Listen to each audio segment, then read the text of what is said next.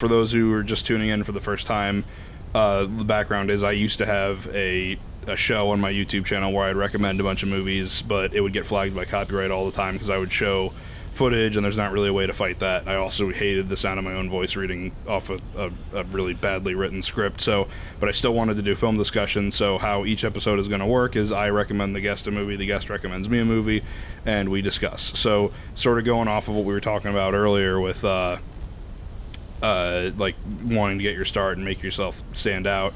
That was one thing that you said you really wanted to touch on with the movie that you wanted to recommend, which was, I forget who directed it, but it was the 2012 remake of the Stallone movie Judge Dredd back in the 90s. But I'd argue this one's much better. So just what's I guess we'll do non-spoilers first, but what is tell us about Dredd.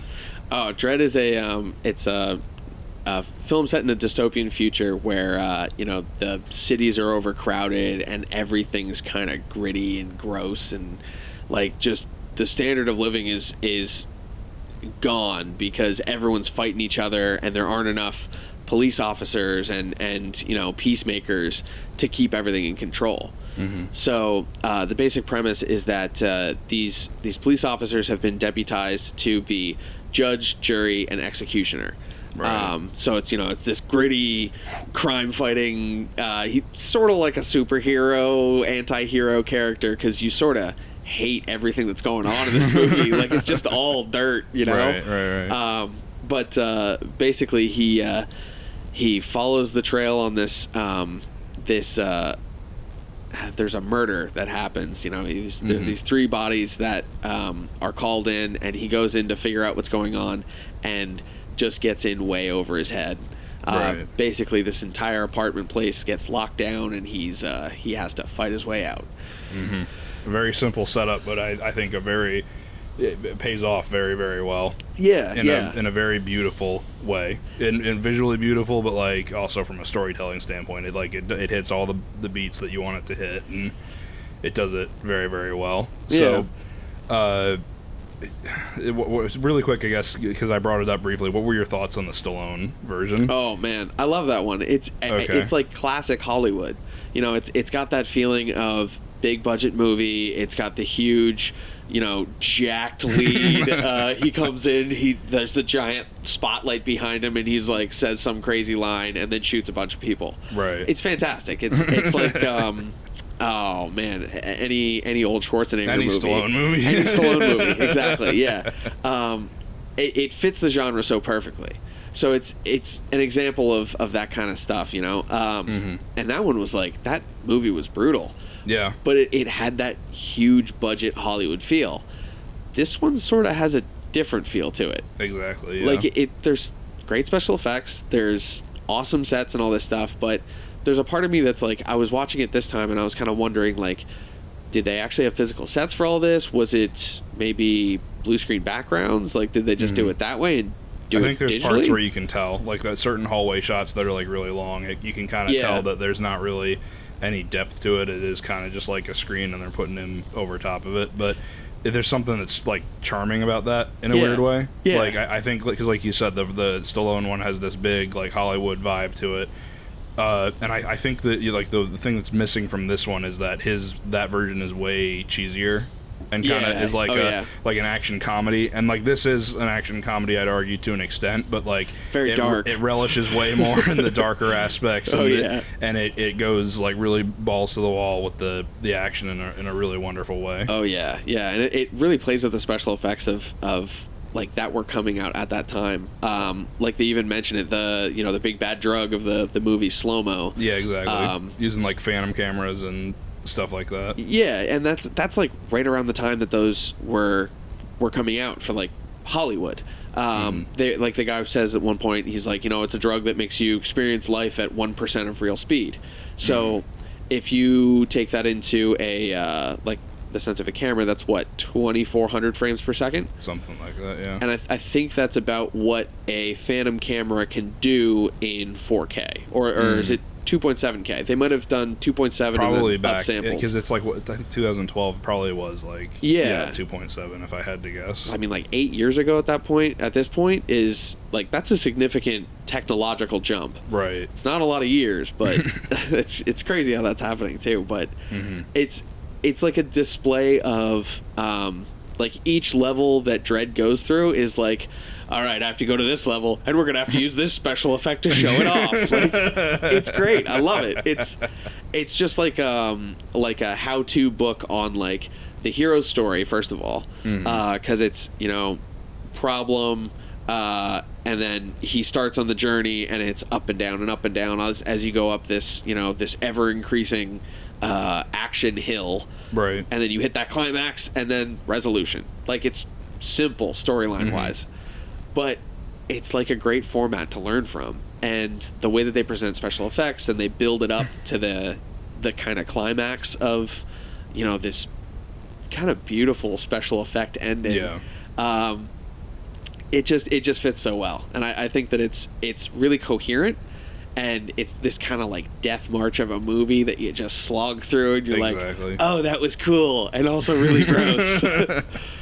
Yeah, I got to admit, because I had seen it back when it first came out, so I was glad that you recommended it, because when I saw it back when it came out, I was kind of in the height of my like snob years, you know what I mean? Like every person who likes movies goes through that time period where it's like Tarantino and art house and that's it. But so I kind of saw it the first time and I was like, oh, it's a dumb action movie. There's no merit here. So I was, and I hadn't seen it since. So I was really glad to get the chance to rewatch it, and it does, like you said, it really excels at really delivering on great action, whether it is through the slow-mo or the special effects, or as simple as like a really well choreographed fist fight or gunfight. Yeah, and it's like it doesn't even look like the choreography is necessarily that crazy all the time, but I think that they really put their effort where they were trying to put it. They put it into special effects and they put it into gore.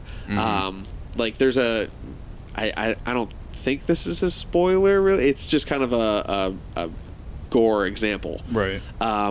There's a scene where an explosion goes off in a doorway to blow the lock off the door, and you see in super slow-mo the bullets like going in. Yeah, the bullets going in. They're passing through the people. blood flowers and all that. Yeah. Oh yeah, and like you can tell that it's obviously special effects, but it's just like it's so overdone that it's beautiful. Right. It's like this masterpiece of just like gross. But it is very well done. I especially like it, not only in the scenes where they do go like really slow.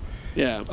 I like that they do this really nice thing where like they like crank the saturation and they put like this kind of like rainbow kind of sheen on like anything that has a reflective surface, and it makes you like, it's almost like looking at like a slow, like one of those like live photos where it's like where there's just kind of barely movement and it's really pretty to look at, and then the next second is just like the blood flying everywhere and Carl Urban grunting at Olivia Thirlby. But it's really, I don't know, it's a great experience.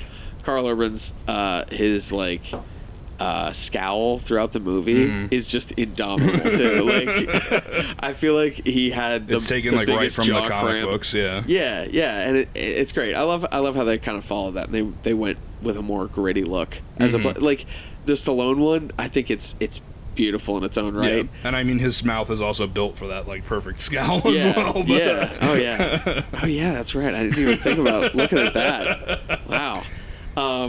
He makes the mistake of taking his helmet off, though. Yeah, exactly. He's not worrying about psychic abilities or anything like that. But yeah, that's another example of cool special effects that they put into the movie. Like the whole like tilt shift sort of thing that they do, or what is that? I guess it sort of is a tilt shift, but it's like a radial blur that they do around the psychic character when she's doing her thing. The chroma splitting, like the RGB channels showing.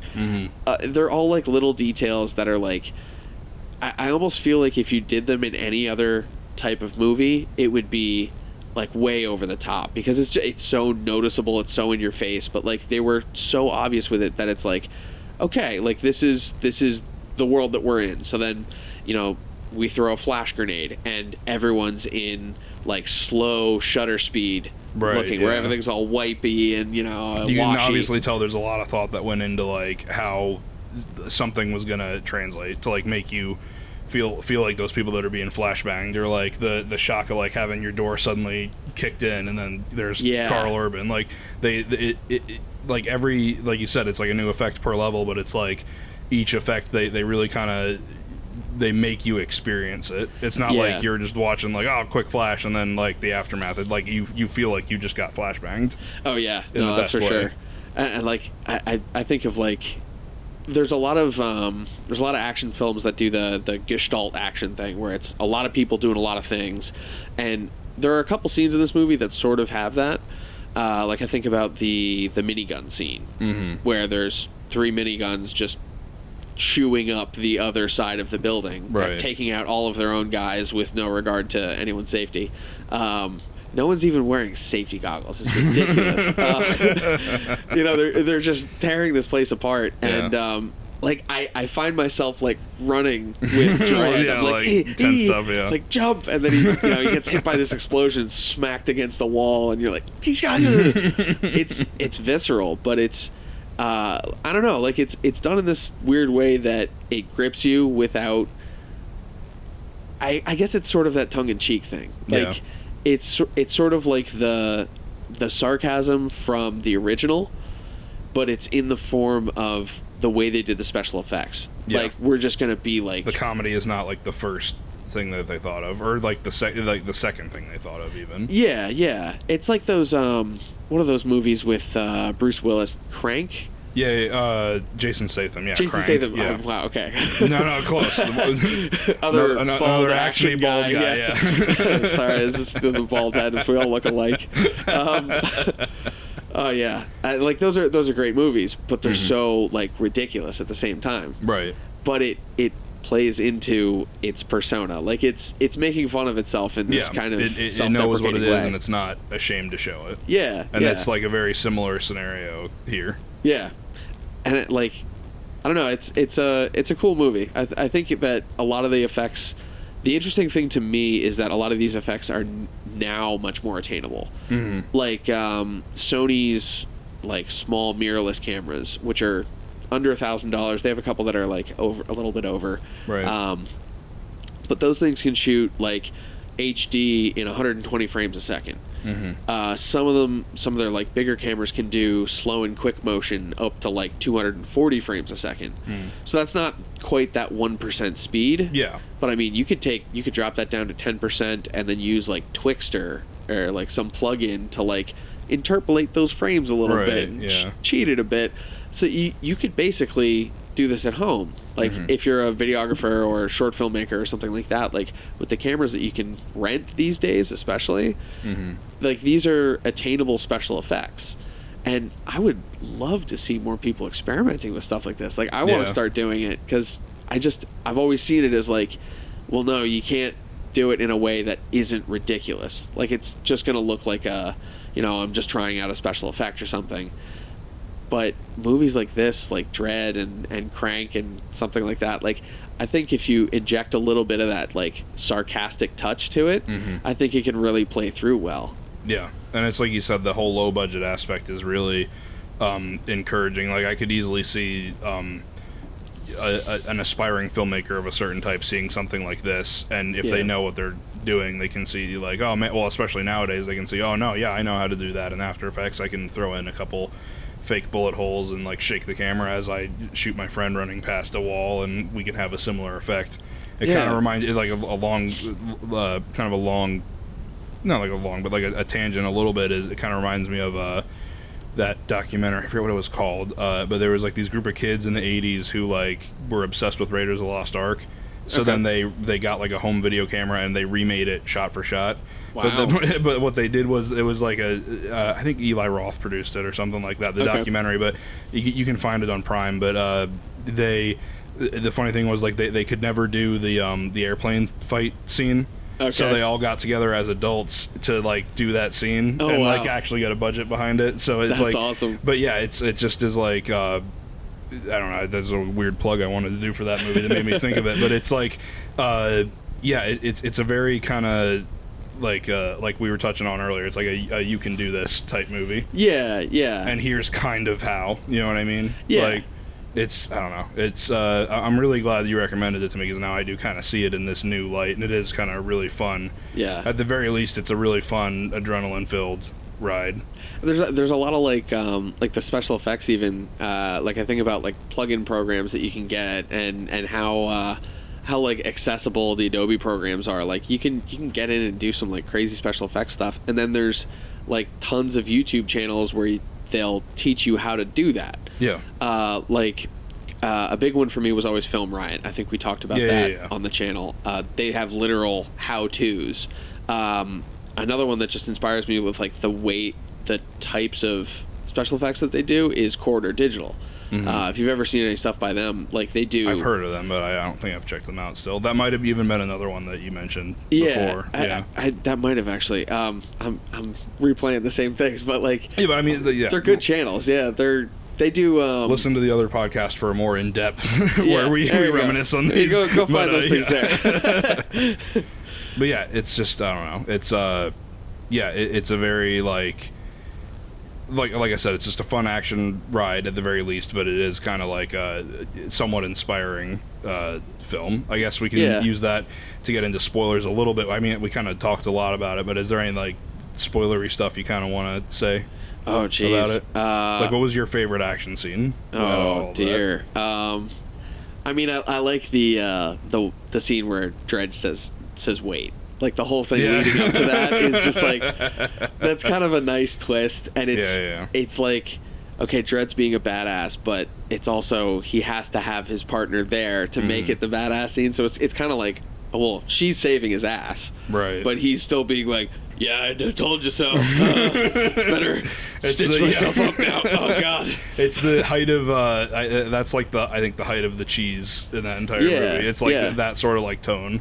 But, I really love that gore effect, too. Yeah, like, when he every sutures himself up. Gore effect in the movie is really well done. Like, when the guy's hand gets blown off from, like, the false ID on the gun or whatever, that's, like, really, really visceral. The body's hitting the floor from, like, 500 stories up or something. Yeah. Or even at the end when, like, Mama, like, hits the camera and her face kind of, like, explodes in your face. Like, that's, it's so intense. But it's so great. I get, like, a distinct, I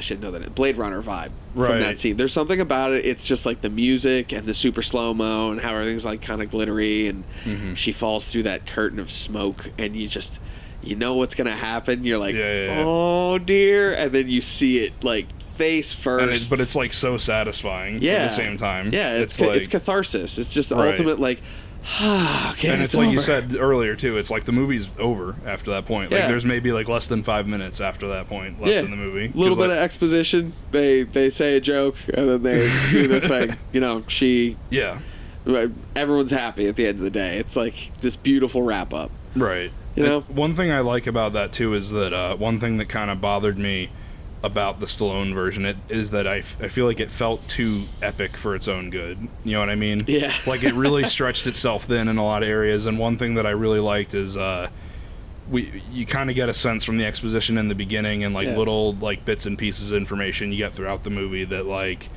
there's just so much going on, and there's like a lot of really good world building that like there's like little hints and pieces of like, oh man, I wonder what that family's life is like, or I wonder what like where do these corrupt judges come from, what's their story like.